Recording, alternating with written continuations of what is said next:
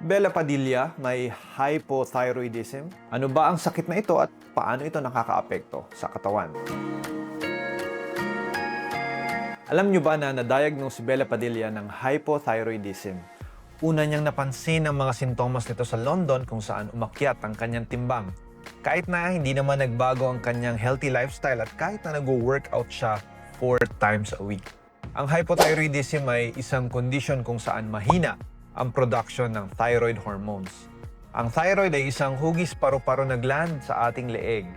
Dito ginagawa ang thyroid hormone na responsable sa pagpapanatili ng ating metabolism, energy, at temperature ng ating katawan. Common symptoms ito bukod sa pagtaas ng timbang ay ang pakiramdam na laging pagod, walang energy, paglalagas ng buhok, at pagiging lamigin.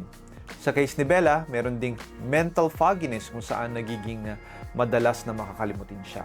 Kung kulang ang thyroid hormone sa katawan, edi ang gamot dito ay palitan or mag-supplement ng thyroid hormone. May gamot na levothyroxine o synthetic version ng thyroid hormone na iniinom upang ma-restore ang tamang levels ng hormone sa katawan. Kung maibabalik at mapapanatili ang tamang hormone levels ay mawawala ang mga sintomas at babalik sa dati ang timbang at energy.